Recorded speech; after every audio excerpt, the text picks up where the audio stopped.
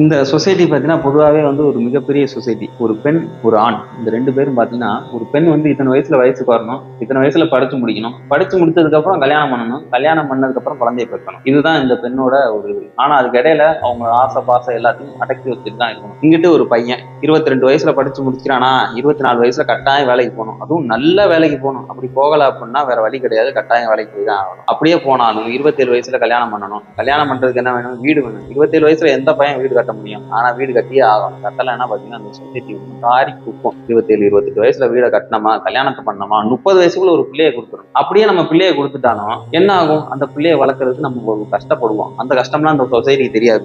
நம்ம கவர்மெண்ட் ஸ்கூல்ல போய் சேர்த்தோம்னா இவ்வளவுதானா உன்னோட இது அப்படின்பாங்க. இதுவே பிரைவேட் ஸ்கூல்ல போய் நம்ம டாம் டூம்னு செலவு பண்ணி இவ்வளவு செலவு பண்ணி எதுக்கு இங்க படிக்க வைக்கணும் அப்படின்பாங்க. எதுக்கு நம்ம கட்டுப்பட்டு வாழ்றோம் அப்படின்னு இங்க பல பேருக்கு தெரியாது. ஏன்னா நம்ம வாழணும், வாழ்ந்தே ஆகணும். இந்த சொசைட்டிக்குள்ளதான் நம்ம வாழணும். அப்படிங்கும்போது யாரு என்ன சொன்னாலும் கவலைப்படுறதுக்கு வேலை கிடையாது. ஆனா நம்ம வந்து கவலைப்படுவோம். ஏன்னா நம்ம மைண்ட் செட் வந்து செட் ஆயிருச்சு. இப்படிதான் அப்படின்ற ஒரு கட்டமைப்புல இருக்கும்போது யாராலையும் அதை மாற்ற முடியாதுல்ல.